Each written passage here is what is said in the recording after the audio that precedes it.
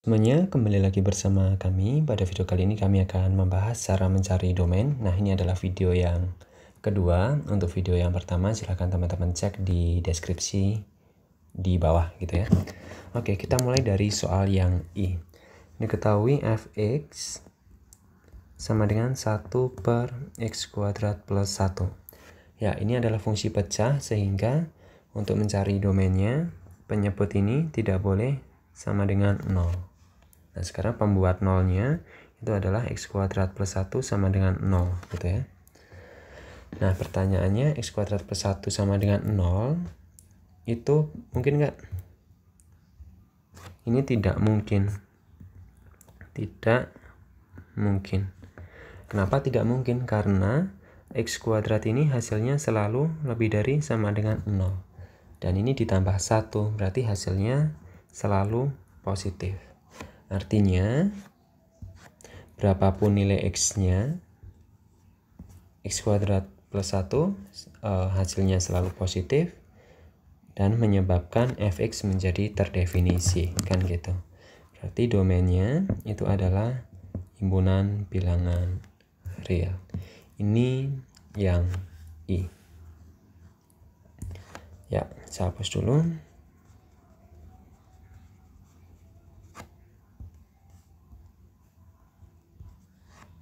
Oke, kita lanjut ke J, teman-teman. Jadi di C di sini ada fx sama dengan ln x plus 3. Nah, fungsi ini fx sama dengan ln x plus 3 itu akan terdefinisi ketika x plus 3 lebih dari 0, gitu ya. Berarti x lebih dari negatif 3.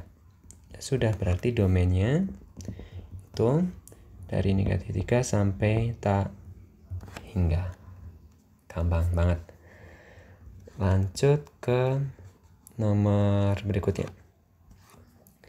Ya, di sini ada kv sama dengan akar dari 1 per 1 min v pangkat 3. Oke, gini ya.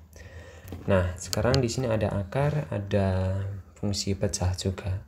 Pertama, kalau ada akar berarti nilai yang di dalam akar itu harus lebih dari sama dengan 0. Nah, sudah, berarti 1 per 1 min v pangkat 3 lebih dari sama dengan 0.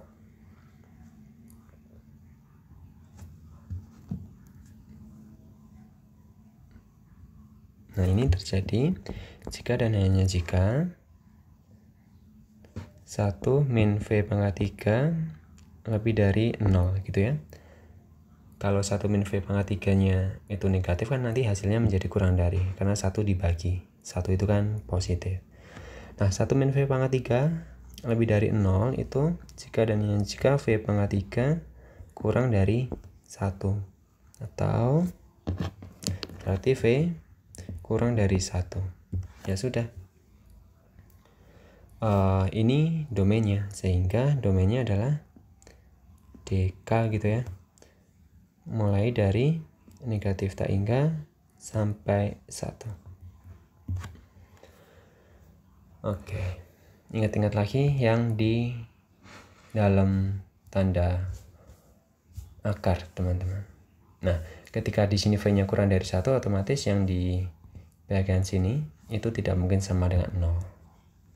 Jadi cukup itu saja untuk kasus ini.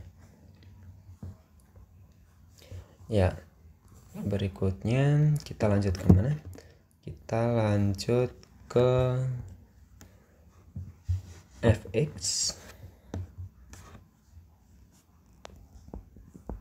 sama dengan 1 per cos x gini ya. Nah, ini akan terdefinisi ketika cos x-nya tidak sama dengan 0. Ingat, fungsi pecah. Nah, sekarang yang menyebabkan cos x sama dengan 0 itu ketika x sama dengan np ditambah pi per 2 dengan n-nya 0 plus minus 1 plus minus 2 dan seterusnya. Benar ya? Jadi hal ini menyebabkan domainnya domain fungsinya itu adalah R dikurangi himpunan yang anggotanya min 5 pi per 2 min 3 pi per 2 pi per 2 dan seterusnya. Oke, ngikutin pola gitu ya. Ini yang L. Sekarang kita lanjut yang M.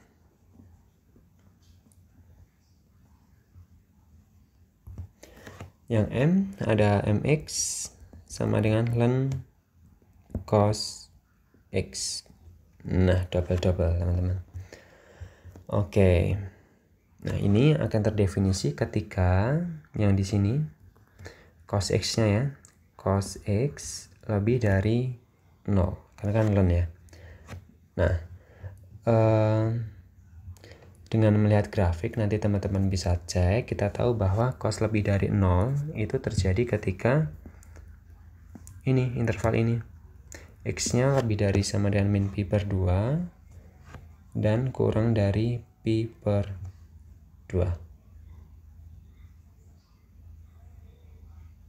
Oke, ini ditulis seperti ini, dari antara min pi per 2 sampai pi per 2. Nah, tetapi karena